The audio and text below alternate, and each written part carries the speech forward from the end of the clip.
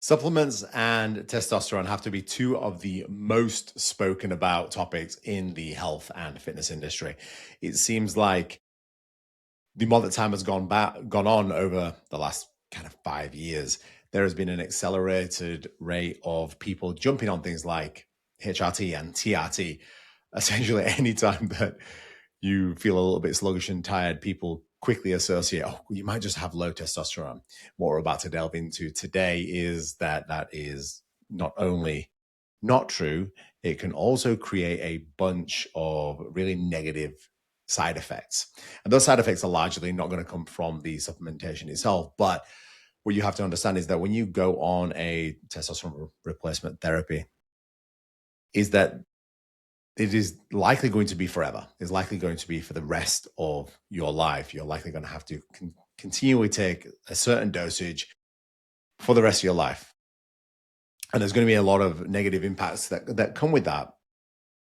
A lot of people do quickly try to resort to going on the fastest kind of way out. And it's the same conversation as GLP-1s as well, which are glucagon-like peptide 1. It is a hormone that is secreted after you eat food to increase satiety. Now, the conversation quickly then goes into, well, at what point is a healthy way to be able to do things? Look, when do I actually need to go on some kind of therapy? Or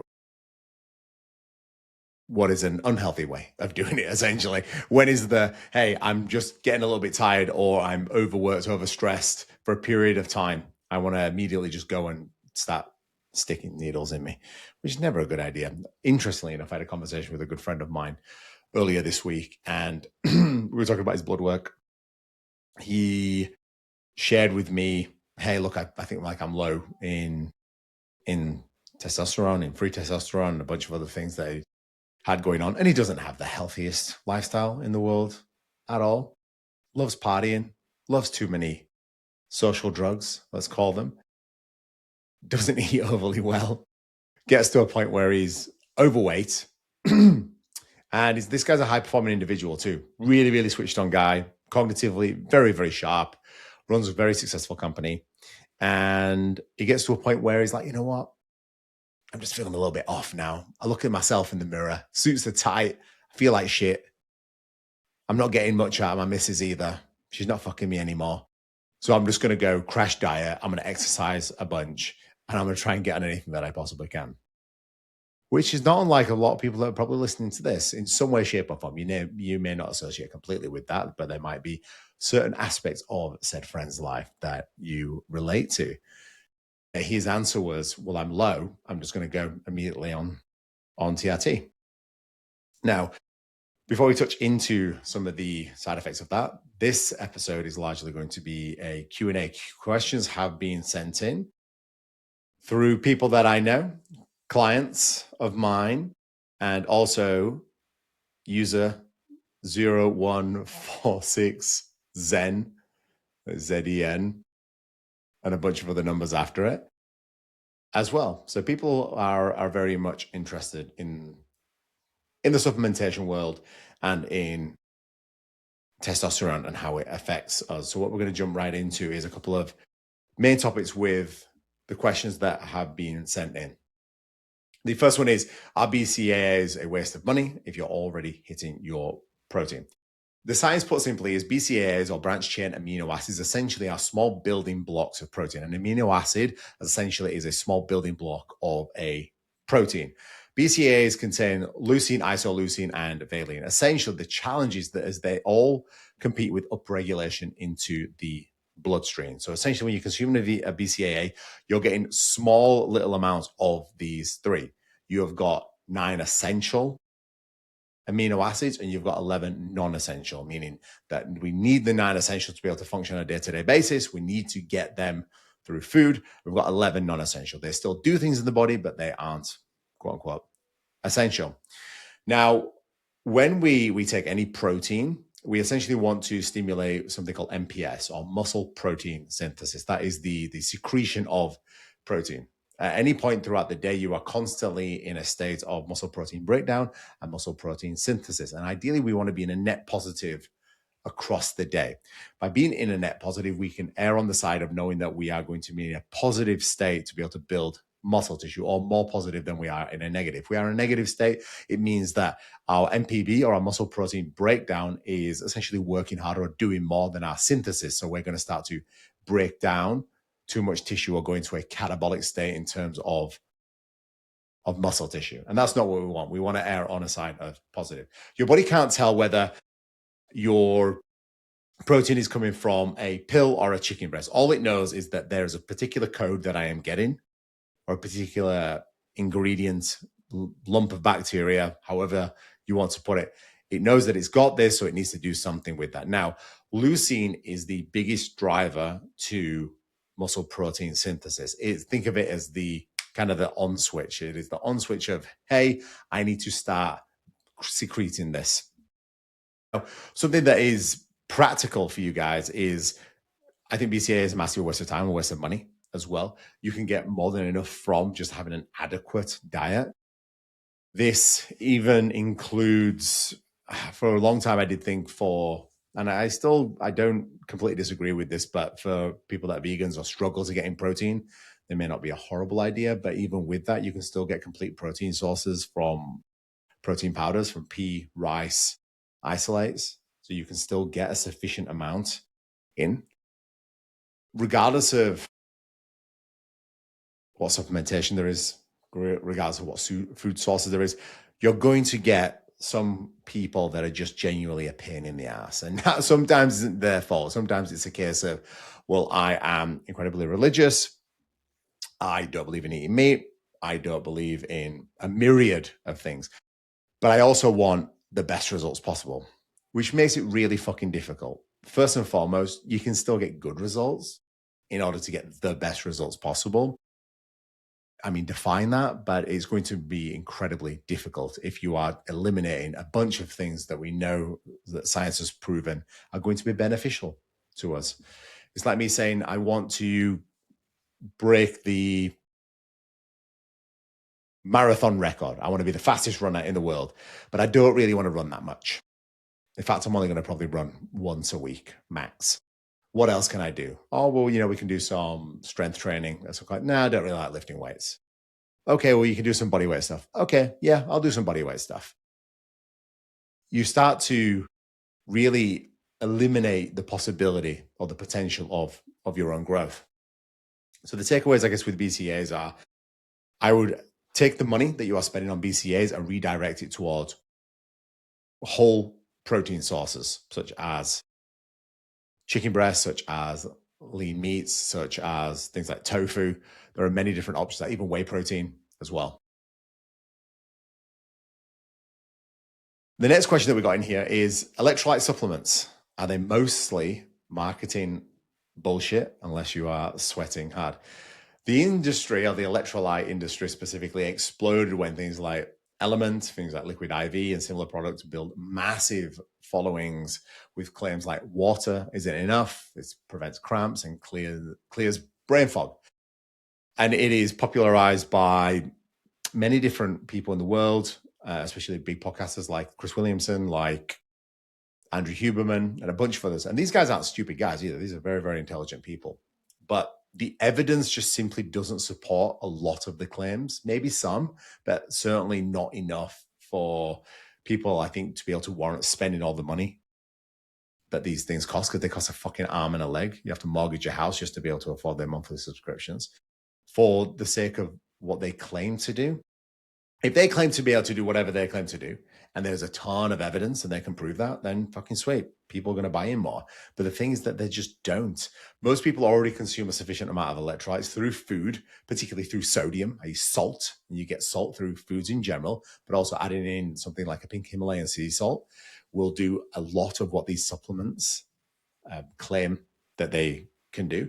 And for those who aren't exercising intensely or sweating excessively, water hydrates just as well as most electrolyte solutions. You're not in a sufficient salt deficit to warrant trying to take a bunch of electrolyte supplements. If you are, the only way I would say that you are going to entertain the fact is if you are an athlete or you live in a really hot country.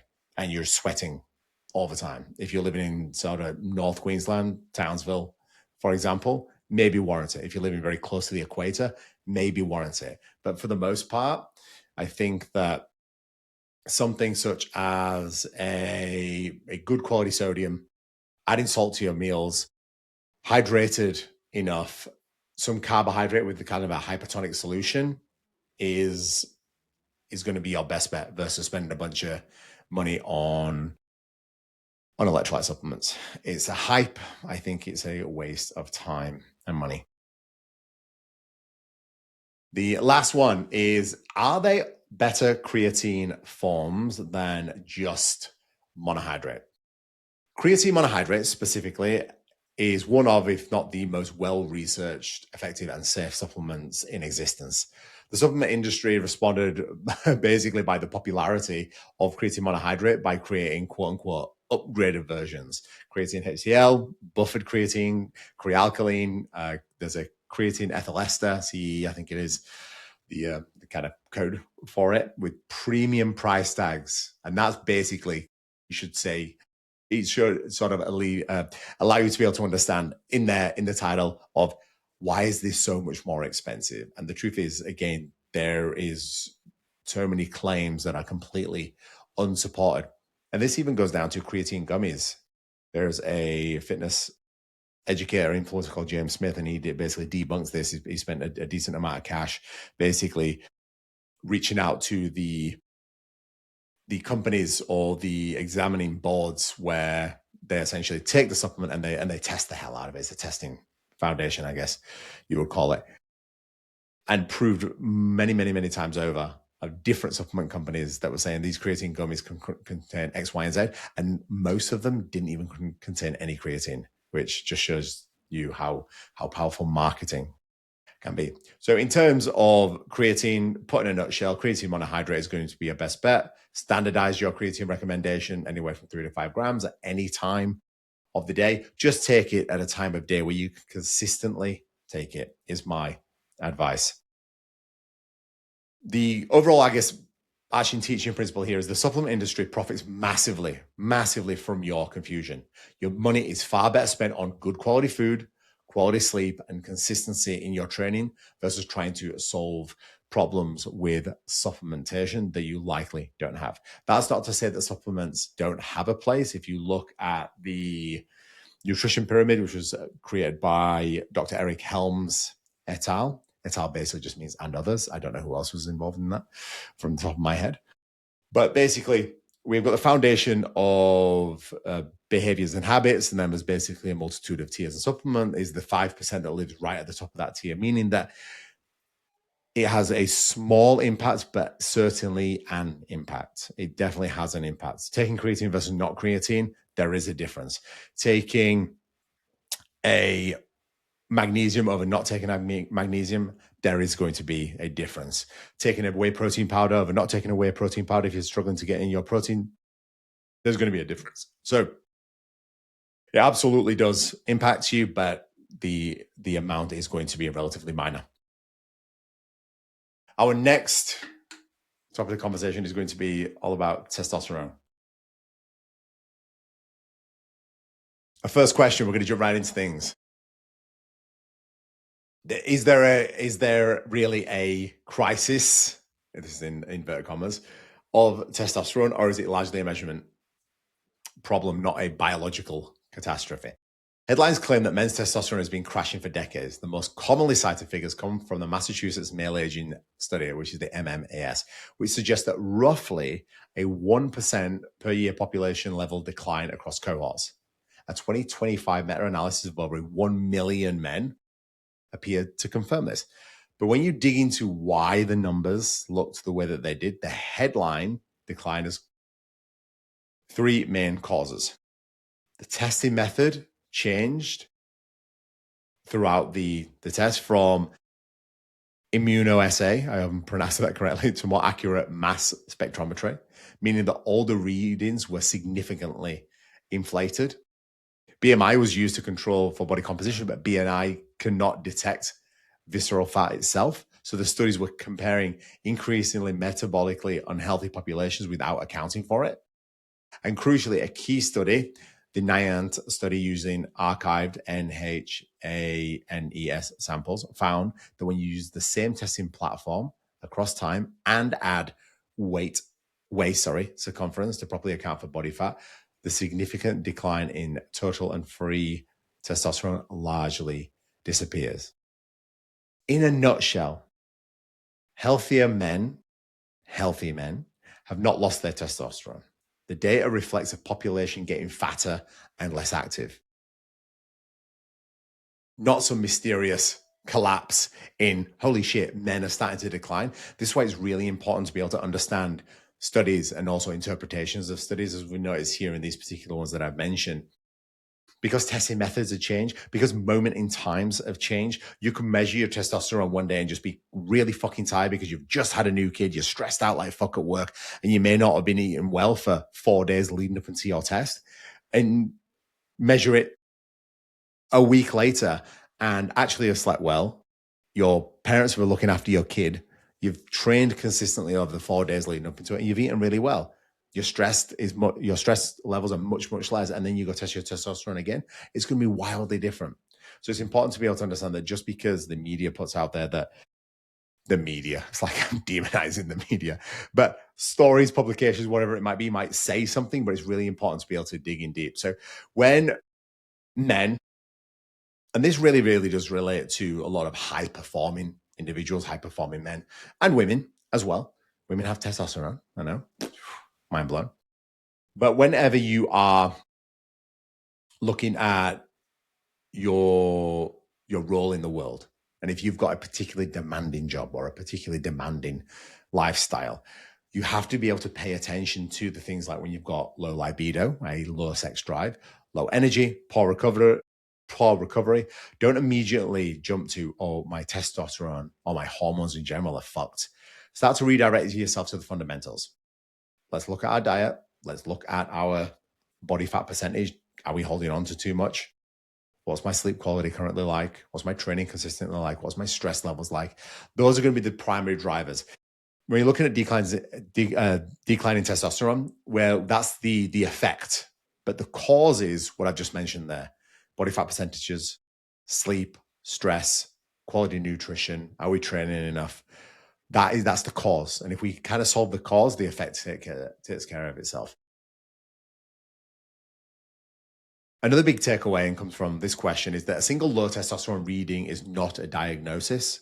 Testosterone is not a fixed number. It fluctuates significantly across the day. It is higher in the morning as cortisol spikes, testosterone starts to spike as well, and then it lowers down in the afternoon.